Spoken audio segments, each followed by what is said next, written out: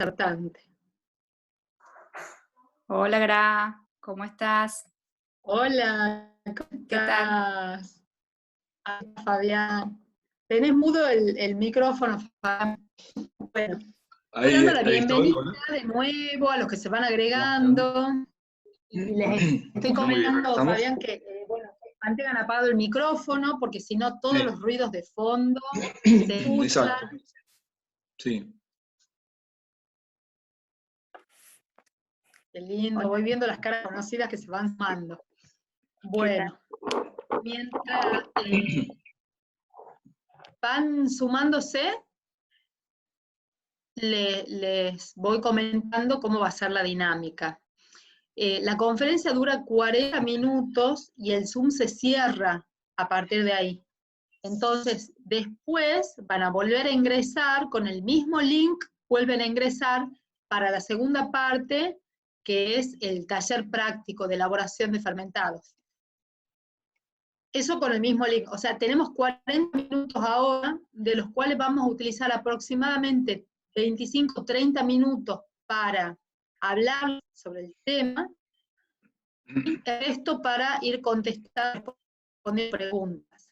Si se fijan en la parte de abajo, en el centro abajo, tienen algunos iconos que dicen participantes, chat. Es donde dice chat, pueden apretar y se les va a abrir en este costadito de la derecha una columna en donde van a poder ver las preguntas que hacen los otros participantes y ustedes van a poder ir escribiendo sus preguntas porque van a estar con el micrófono en silencio. Y ahí las vamos a ir respondiendo. También tienen en esa parte de abajo central, a la derecha, reactions, reacciones. Pueden poner una manito levantando, por ejemplo, dentro de las reacciones, también, y creo que ahí se hacen como más visibles, pero de todos modos el micrófono lo van a mantener silenciado, apagado, porque si no se corta mucho la dinámica. Y las preguntas, como les digo, escríbanlas en un costado. Si no llegáramos a terminar de responder preguntas, está la posibilidad de, bueno, seguir participando en las conferencias o de preguntas o hacer que puedan servir a otras personas en nuestros mundos, por ejemplo. Entonces, les respondemos a cada uno de los participantes y de paso, esto es una información que puede servir para otras personas que tengan la misma inquietud. Así que bueno, eso vamos a hacer. Se sigue agregando gente, voy de nuevo pidiendo que vayan silenciando el micrófono, por favor, y vamos a dejar entonces reservados 10 últimos minutos para las preguntas, pero las preguntas las vamos a hacer a través del chat, por escrito. Después en la segunda parte también la misma dinámica, mantienen silenciados los micrófonos y las preguntas van haciendo y vamos respondiendo nosotros también, Fabián, o las chicas Laura y Ximena también pueden ir contestando las preguntas. Sí. Estoy viendo la pantalla de Sí. Verónica. Sí, yo también, porque... No sé por qué. Vos, Meli, que sos host, capaz que, fíjate, están cambiando las pantallas. Ahora Fíjate sí. bien, Meli, que esté puesta la ventana del disertante cuando vos, ahora que estás grabando. Igual, si no estás grabando todavía, apretá el botón para grabar. Sí, está grabando. Está. Así arrancamos. Perfecto. Bueno, Muy bien. entonces, si Meli, digamos, comienzo. Estamos para empezar, ¿verdad? Sí, empezá, por favor.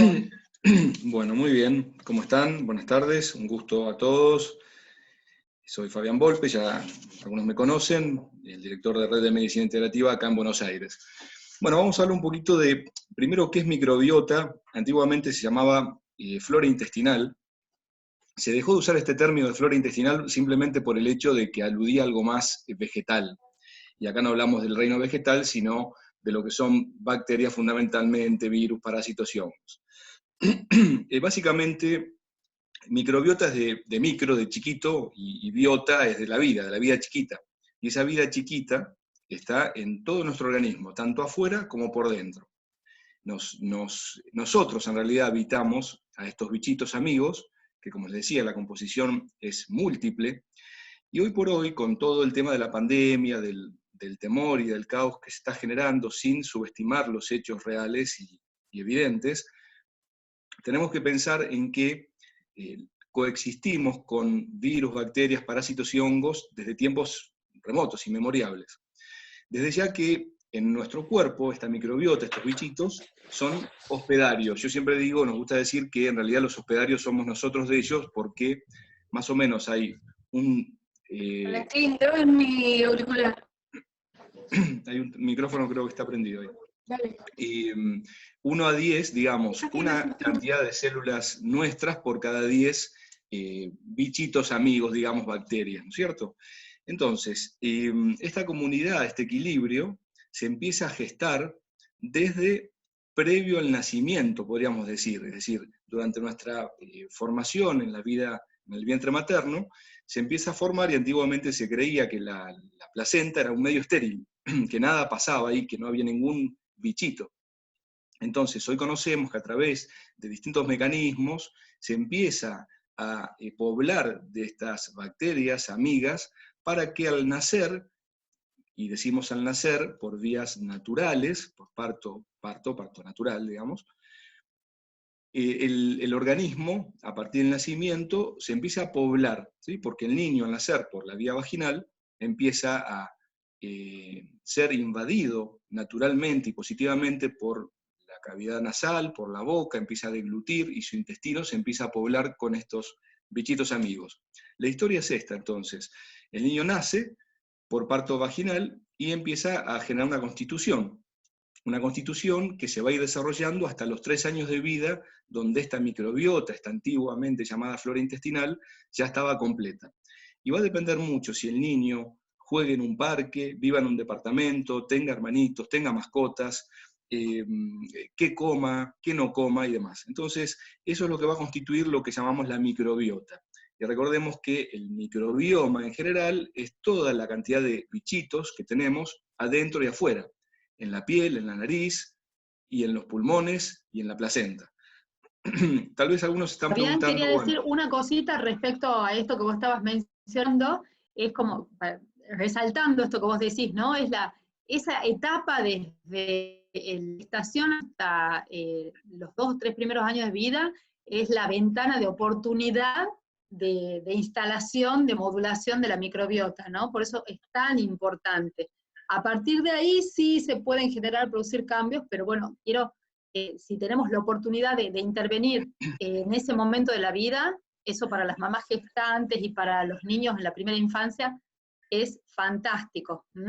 Es como, nosotros somos como el celular y las bacterias, las aplicaciones. Podemos tener el mejor celular, súper último modelo, pero si no le instalamos las buenas aplicaciones va a funcionar a medias. Eso quería comentar. Sí, correcto.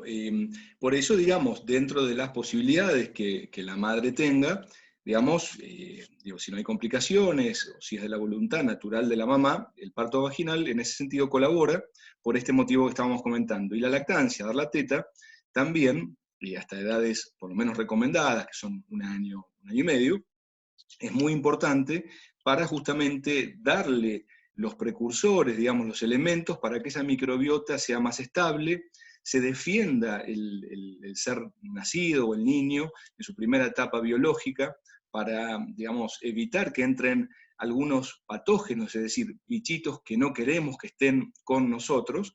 Y eso, al dar la teta, bueno, hay distintos elementos como la lactoferrina, que incluso está demostrado que es un antiviral muy importante y que como suplemento puede ser administrado, digamos, con una supervisión médica, pero no es un elemento que tenga una nocividad como otros que están dando vuelta por ahí. Por otro lado, este tema del equilibrio de este sistema tan grande, lo que llamamos en medicina homeostasis, y el ecosistema que tenemos con estos bichitos y ellos, más que nada con nosotros, van a definir un montón de motivos en la vida que nos van a llevar a estar más alegres, más deprimidos. Es decir, pensamos un poco según la microbiota, ¿sí? Vamos a estar más felices, más enérgicos, vamos a digerir mejor, vamos a tener un deseo de un determinado alimento u otro debido a esta composición. Y también, si hoy queremos pensar un poquito más allá, sin entrar en ningún tema polémico de dónde surge el COVID-19 y demás, nosotros somos un poco como la microbiota del mundo, del planeta Tierra, y evidentemente nos estamos volviendo un tanto patógenos porque estamos viendo que hay un desequilibrio, ¿no? Un desequilibrio claro, y el germen, más allá de si esta cuestión polémica fue producida en un laboratorio, es un arma biológica, es una mutación de un coronavirus anterior, etcétera, etcétera, pero claramente está habiendo una gran desarmonía, y esto nos lleva a pensar, como médicos que hacemos medicina integrativa, en ir, no sé si más allá, por el contrario, mucho antes de la pandemia, más allá de la polémica, digo. Es decir, más allá de la pandemia quiere decir que qué hicimos hasta el momento para mejorar esta microbiota, y hablar de la microbiota quiere decir básicamente si nos alimentamos bien, si comimos colorantes, conservantes, alimentos fumigados, alimentos envasados, empaquetados, coloreados, saborizados, edulcorados y demás. Eso va a alterar nuestra microbiota y va a generar una baja inmunidad para cuando la necesitemos. Por eso digo, no estamos negando acá la realidad de un hecho que sí, hay gente que está en los hospitales, más allá de que... Bueno, es que te le he puesto en castellano, yo por eso le he puesto en castellano. Bueno, Ahí está, tenés prendido el micrófono. ay, perdón. Apagar. Ahí está, gracias. Ahí Bien, está. entonces, ¿qué hicimos hasta el momento para mejorar esta microbiota y poder enfrentarnos naturalmente ante las adversidades? Porque si vamos a estar pensando que vamos a tener que vivir de acá en más en cuarentenas de 45 días o más, yo creo que esta no es evidentemente la solución, el aislamiento, y no quiero polemizar, como decía, con esto. Tal vez hoy sea la mejor medida o no, eso queda en cada uno de ustedes, resolverlo, pero sí podemos decir que desde el acto médico la medicina integrativa pretende una prevención y poder enfrentarse con algunos recaudos, por supuesto, a este tipo de adversidades que el mundo nos va presentando, y el mundo nos va presentando esto evidentemente porque nosotros no estaremos haciendo las cosas muy bien como huéspedes y nos estamos volviendo patógenos. Entonces decíamos que... Y perdón, Fabián, en algún momento que todos vamos a tener que salir, ¿no? Lo mejor es salir con la mejor inmunidad. No se escuchó bien, con la mejor inmunidad dijiste, ¿no es cierto? Claro, exactamente, Claro. construyendo ahora en esta cuarentena la mejor inmunidad para cada uno de nosotros. Claro, ese es un muy buen consejo, porque el sistema inmune de alguna manera está todo el tiempo recibiendo información para aprender a defenderse. Y si bien no es mucho, 45 días, pero es un tiempo suficiente para salir a la calle y estar un poco más desvalidos ante otros gérmenes, más allá del COVID-19, y es importante lo que dice Graciela, de tener una buena inmunidad, una buena alimentación, una buena calidad de pensamiento y una mínima actividad física. Esta microbiota, ese es el problema. Hay una teoría que la pueden buscar en internet que se llama teoría higienista, en donde el mundo, dado a tanta cantidad de limpieza exagerada, tanta limpieza en todo sentido, desde los ambientes, desde la naturaleza y demás, fue perdiendo esta capacidad de recrear su microbiota, su flora intestinal, como se llamaba antes, y estos bichitos se fueron alterando. Y eso que se llama disbiosis, que se produce por alimento contaminado, mala digestión, inflamación digestiva y demás, es lo que produce también una alteración de este equilibrio de defensas que nos protege constantemente.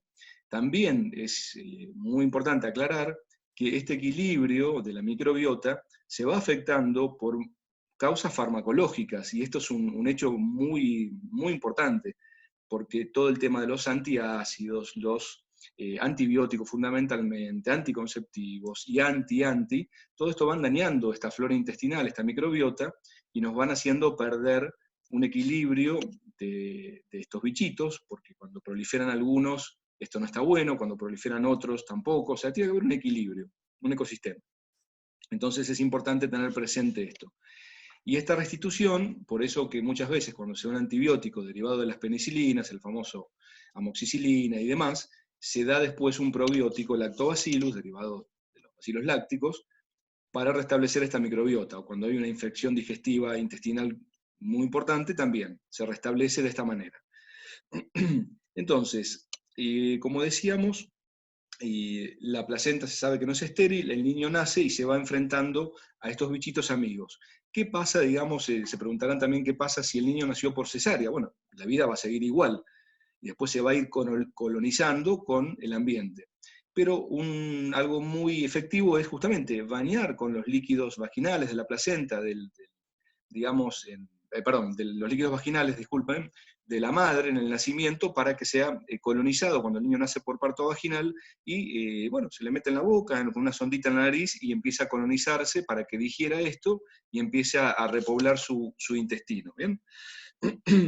Por otro lado, todo lo que es la alimentación, después Graciela va a hablar seguro de esto, sobre el tema de los prebióticos, lo que genera un estímulo para que crezcan estos bichitos amigos.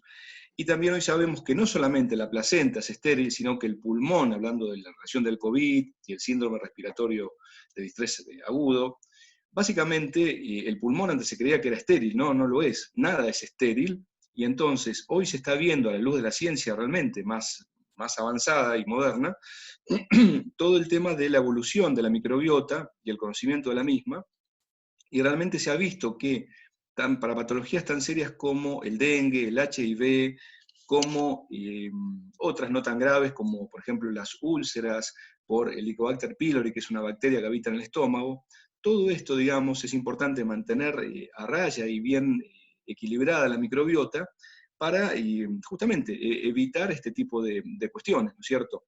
Entonces los lactobacilos, las bifidobacterias, que son los probióticos más conocidos dentro de los lactobacilos, algunas especies o subtipos, se ve que podrían, digamos, inhibir el ingreso incluso del COVID, o podrían alterar la contaminación y demás. A muchos grupos de pacientes hay estudios que se ha corroborado que a pacientes con HIV positivo y se les ha dado probióticos, y un grupo de control no se le ha dado probióticos, mejoraban sus defensas aquellos que recibían probióticos en hasta un 30-40%. O sea, algo muy significativo, ¿sí? Así que básicamente es un poquito... Y quiero mencionar, Fabián, lo puedo publicar en el Facebook, un estudio que menciona los mosquitos, porque ya que estamos en una epidemia de dengue también y bastante importante, considerable, estudiaron grupos de mosquitos, y a un grupo le dieron antibióticos versus el grupo control. O sea, desequilibraron la microbiota de un grupo de Aedes aegypti, y ¿cuál fue la consecuencia? Que fue el doble, estuvieron doblemente infectados por dengue, ¿sí? Porque justamente la microbiota, no solo en los seres humanos, sino también en los animales y en los insectos, ejerce un efecto protector si tenemos, por supuesto, una microbiota benéfica. Hay un micrófono por ahí prendido, no sé si lo llegan a detectar, Sí. si lo podrían apagar, gracias. Exactamente, claro, el mismo mosquito, digamos, es tolerante por su microbiota. También, digamos, esto es un capítulo ya muy extenso, con la doctora Graciela, justamente hace unos meses nos hemos reunido con un colega, ¿no es cierto?, allá en Tucumán, que hace incluso trasplante, no sé si sabían que hay un trasplante de materia fecal para algunas patologías graves del intestino, como colitis ulcerosa, enfermedad de Crohn, y también se está viendo la posibilidad de ampliar esto a otras áreas, incluso, bueno, trastornos del espectro autista, ¿verdad, Gra? Y demás. Así que esto no es algo menor. Sí, está comprobado que hay en trastorno del espectro autista, juega un rol fundamental la microbiota, y la disbiosis, que por ahí preguntaban cómo se llamaba, preguntaban si era nefrosis, no, aclaro el término, disbiosis, que es alteración de la microbiota, está directamente relacionada a enfermedades metabólicas, a las colitis inflamatorias, colitis ulcerosa, enfermedad de Crohn, autismo, y bueno, digamos, la microbiota es como nuestra nueva huella intestinal, así como en el siglo pasado cobró mucha importancia el proyecto Genoma Humano, y creímos que decodificando todo el código genético del ser humano, podríamos llegar a intervenir mucho en las patologías, en la prevención. No es que no se puede de alguna manera tener algo predictivo, podemos hacer diagnóstico, pero la intervención a nivel genético no es tan grande como la intervención que se puede hacer a nivel epigenético, o sea, con todos estos factores que hacen que un gen se manifieste o no, la alimentación, el estilo de vida, la microbiota, etc. Es como nuestra nueva huella digital, es como decir, dime qué microbiota tienes y te diré qué enfermedad podrás padecer, hasta ese punto. Bien. No, solo agrego algo más y después ya seguí vos.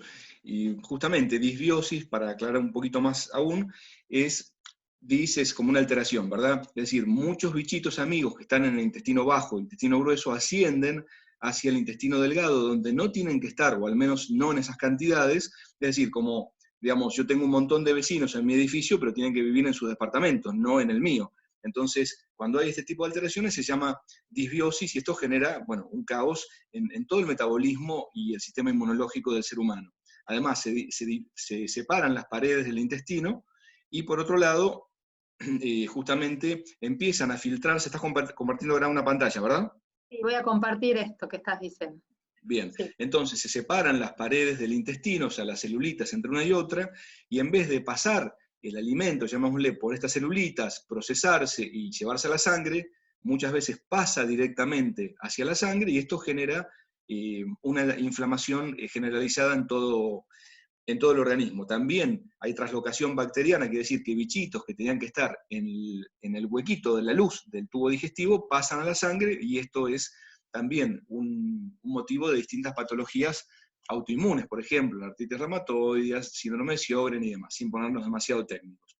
Así que bueno, eso es todo lo que por el momento tendría yo que comentar, y si querés seguir vos, Gra, adelante. Bien. Gracias. Gracias, Fabián. ¿Se ve la imagen? Que quiero saber eso. Se está viendo la imagen, ¿verdad, Fabián? Hola. Yo la veo perfecto, ahora sí, la veo perfecto. ¿La ves perfecto? Bárbaro. Entonces, vuelvo a compartir pantalla. ¿Para qué fermentamos? Voy a hablar en base a la imagen que se está viendo. Si cualquier cosa se deja de ver, me avisa. Fermentamos para incorporar microorganismos benéficos, por ejemplo, lactobacilos, bacterias, bacilos, incrementar nutrientes, enzimas, vitaminas, mejorar la digestión, desdoblar carbohidratos, proteínas, grasas, mejorar el sabor, generación de nuevos sabores, y preservar alimentos, conserva eficiente de verduras. Bueno, justamente después en la segunda parte vamos a ver cómo se preparan estos fermentados, los fermentados caseros, que es una muy buena manera de introducir probióticos, sobre todo bacterias benéficas de estos genes que acabo de mencionar. El microbiólogo ruso Ilya Mechnikov, ya a comienzos del siglo pasado, fue uno de los que dijo por primera vez que era muy importante consumir e ingerir microorganismos vivos. Fue premio Nobel de Medicina y Fisiología. Y a partir de ahí se empezaron a estudiar las propiedades y los efectos benéficos, ¿no?, del consumo de estos microorganismos.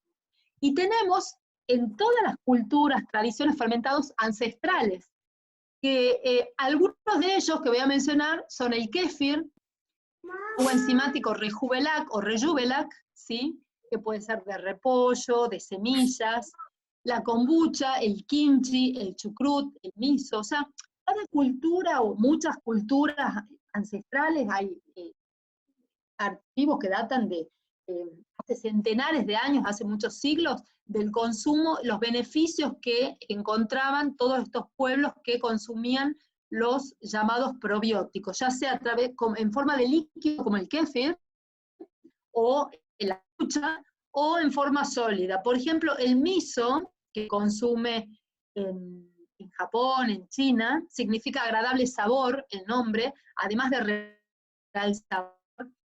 generar un gusto muy particular, y de proporcionar vitaminas, enzimas, nutrientes, bacterias benéficas. Se ha comprobado que tiene un efecto muy beneficioso contra las radiaciones. De hecho, los japoneses que consumían miso estuvieron mucho más preservados de las radiaciones de Hiroshima y Nagasaki, por ejemplo. El kéfir viene del Cáucaso, vean la historia, es muy interesante. En turco significa bendiciones, una de las acepciones.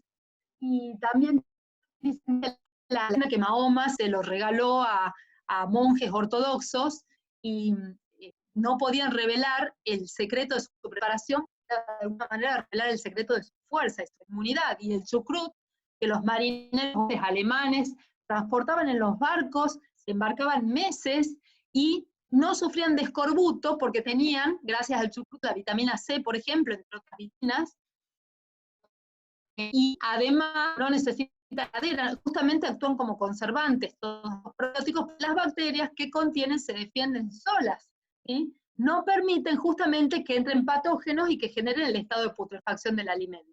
Entonces, es muy importante el consumo de alimentos probióticos, que lo vamos a hacer solo en términos generales, es lo que conversábamos con Fabián. Por supuesto, en casos particulares, inclusive se ve qué probiótico, qué tipo conviene, porque si el paciente tiene mucha candidiasis, por ejemplo, que es un hongo que hace de las suyas, un sobrecrecimiento bacteriano en el intestino delgado, bueno, ahí vamos con un probiótico más específico, inclusive prescribimos probióticos en cápsulas, o que vienen ya con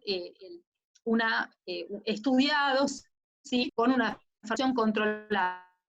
Pero, en términos generales, aprender a preparar fermentados en casa. Algunos de ellos ya las chicas, las educadoras alimentarias, Ximena Bustos y Laura Vanelli, van a enseñarle desde sus casas.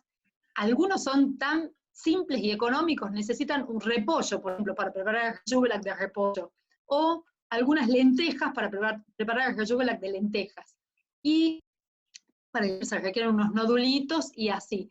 Estos alimentos no deben faltar en el hogar y se pueden consumir primero en pequeñas cantidades, por ejemplo, un poquito de chucrut todos los días en la ensalada, con el plato principal de comida, o como alguna colación, o los líquidos, el kéfir, la kombucha y demás, medio vasito y después 1, 2 vasitos por.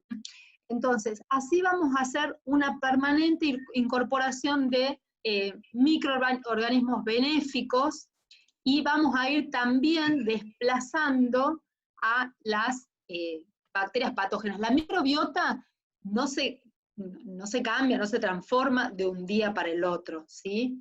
Es un proceso permanente, un trabajo permanente que tenemos que hacer, que incluye comer más saludable para dar de comer a los buenos, ¿sí? Evitando consumir alimentos con conservantes, saborizantes, harinas en exceso, sobre todo harinas con gluten, azúcares y demás que van alterando la microbiota. Entonces la alimentación saludable es un pilar. El otro pilar es consumir los probióticos, o sea, incorporar permanentemente las bacterias benéficas, y el otro pilar, si fuera necesario, es realizar procesos de depuración, desintoxicación de ese intestino, de ese colon, que es donde está la mayor parte de bacterias, que ya viene como cargado, intoxicado. Y en ese proceso, que lo vamos a ir realizando día a día, semana a semana, mes a mes, vamos a ir produciendo ese recambio de la microbiota, que, como les decía Fabián, los 3 primeros años de vida nos marcan como lo básico, la huella digital principal, pero sobre esas cepas vamos a poder ir haciendo modificaciones en la medida que tengamos estos hábitos saludables y hábitos de consumo. De probióticos, y ahora les menciono de nuevo algo que dijo Fabián, prebióticos. ¿Qué son los prebióticos? Es el alimento de los probióticos, ¿sí? Básicamente fibras. Los alimentos que tienen fibras solubles e insolubles, que dan de comer a bacterias benéficas. Entre esas fibras está la inulina. También vamos a ver su luz de prebióticos. Así que, bueno, vamos a ir haciendo las preguntas, respondiendo antes que se nos vaya el tiempo. Perdón, tenemos casi 10 minutitos. ¿Me escuchás, no? Sí. ¿Me escuchás? Sí, ahí, yo anoté acá 3, 4 preguntas que me gustaría poder responder. No sé cuáles vas a responder vos. ¿Sabés o no? Empecemos, mira, veo que hay muchas preguntas. Propongo lo siguiente. Empezamos respondiendo las preguntas que vos ya tenés anotadas. Si quedan con ganas de seguir preguntando, bueno, Fabián Volpe tiene Red de Medicina Integrativa y una página en Facebook. Yo soy la directora de Espacio Vital, Fabián en Buenos Aires, yo en Tucumán, trabajamos en red de todos modos. También tengo una página en Facebook, y ahí mismo pueden ponernos los comentarios, las preguntas, para que sigamos respondiéndolas, ¿sí? Y vamos haciendo conferencias gratuitas para que en base a sus inquietudes podamos seguir respondiéndolas y dándoles todo lo que podamos brindarle de nuestros conocimientos para estar mejor cada día. Así que hagamos eso. Vamos respondiendo. Bien. Algunas cuestiones interesantes que han preguntado. por ejemplo, si los AINES, o sea, los antiinflamatorios no esteroides, paracetamol, ibuprofeno, aspirina y demás, alteran la microbiota, o sea, producen disbiosis, sí, claro que sí, como los corticoides también, antidepresivos y otros, ¿sí? Por otro lado, también se pregunta acá, muy interesante, que cuando hay disbiosis, dice alguien que algunos médicos no indican probióticos, indican solo una cepa. Es parcialmente correcta la precisión, es muy interesante el planteo.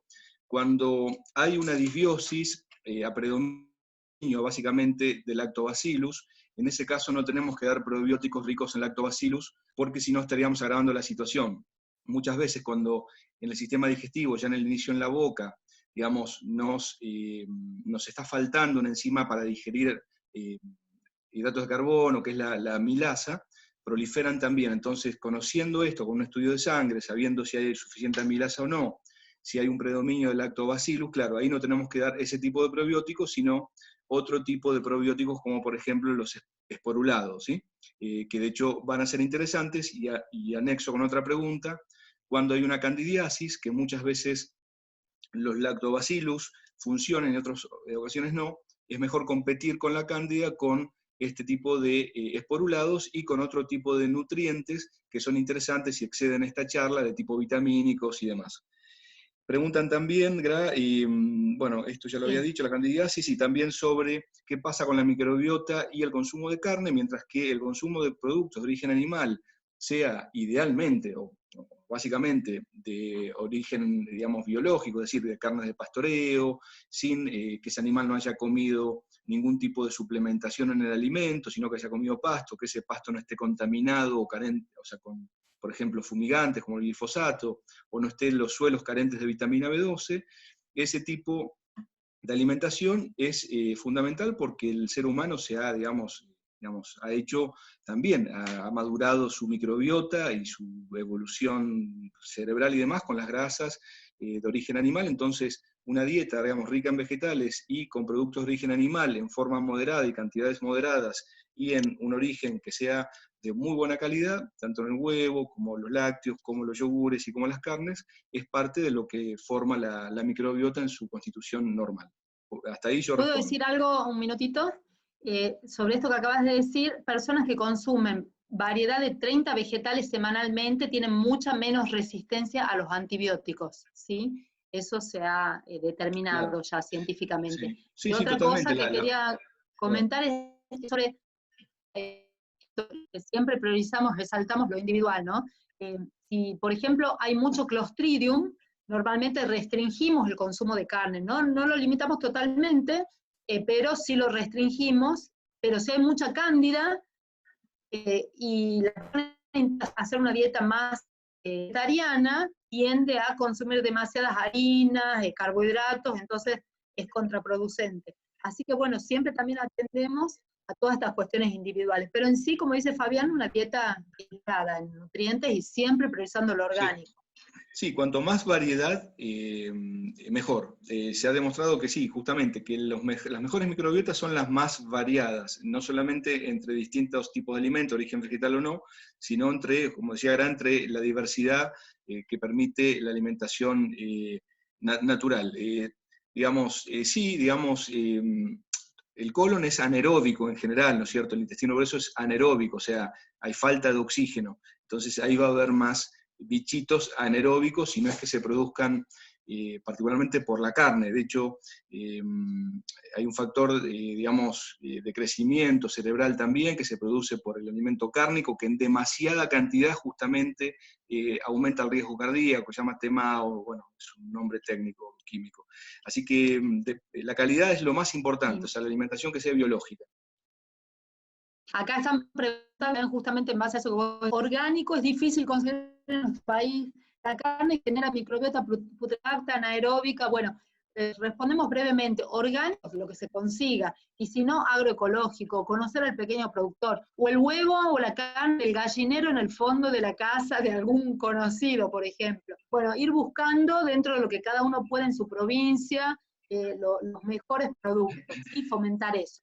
Y bueno, y otra cosa que quería decir, otra pregunta, las desintoxicaciones, ¿cómo las realizan? ¿Con plantas amargas? Bueno, las realizamos con fitoterapia, distintos tipos de plantas, aceites esenciales, tinturas farmacéuticos, diferentes formatos dentro de diferentes formas farmacéuticas dentro de lo que es la fitoterapia, y también la hidroterapia colónica. En el espacio vital realizamos hidroterapia colónica, que es un proceso de limpieza bien profundo del intestino, es como un reseteo, y volver a empezar también. Bueno, queda 2 minutos, podemos seguir poniendo preguntas, 2 minutos y medio. Acuérdense que cuando termine, entran con el mismo link para la segunda parte. ¿Hay alguna otra pregunta que tenés para Fabián? Había una que, a ver, quería responder, se me fue, si tenemos un minutito, no, sobre lo que agrego, sobre lo que comentabas, sobre la pregunta que hicieron, y después se restablece después la terapia colónica, ¿verdad, Gra? Justamente con probióticos, ¿verdad? Sí, se hace un tratamiento previo en el paciente, en general con, bueno, medicinas integrativas, fitoterapia, y se realiza la limpieza colónica, y realmente se restablece justamente con probióticos el equilibrio intestinal. Claro, justamente ese es el tema que decía la doctora, como un reequilibrio. Bueno, se puede usar la manteca y ghee, son muy buenos preguntan, ¿se puede usar grasa animal, digamos, para cocinar? Sí, anda perfectamente bien, también el coco, la oliva y demás. Y sobre el tema del lácteo, lo mismo que decíamos antes, si el lácteo es un producto de buen origen y en pequeñas cantidades siempre, ¿no? En pequeñas cantidades también tiene probióticos, ¿verdad? Así que desde ya que es también un elemento natural muy bueno. Bien. Bueno, estamos cerrando entonces. Preguntan si no se puede terapia. ¿Puede hacer la microbiótica con los probióticos solamente? Bueno, repito el concepto. Esto no es de un día para el otro. El equilibrio de la microbiota, el restablecimiento de la microbiota requiere 3 pilares. Sí, el consumo de probióticos regular, permanente, es un pilar fundamental. El otro pilar que tiene que ir a la par es la alimentación natural, saludable, fisiológica, porque tenemos que consumir alimentos que permitan alimentarse y crecer a las cepas de bacterias buenas y no, por lo contrario, las patógenas, ¿sí? Y dentro de esos alimentos hay algunos, como los edulcorantes artificiales, los conservantes, que directamente aniquilan a las bacterias benéficas. Y el otro pilar es realizar procesos depurativos. La terapia colónica también es un gran pilar. Si no puede realizarse, pueden ir buscando otras maneras, por supuesto, no es la hora, ¿sí? Perdón, se va a cortar. Una cosa más que quería decir. Se va a cortar, Sí. se va a cortar ya, entonces sería bueno decir que se vuelvan a conectar para seguir con la segunda etapa de la charla con Jimena y Laura Bonelli, Con el mismo link. que creo que están por ahí, sí, con el mismo link. Y una claro. cosita más, por favor, no se bañen en bactericidas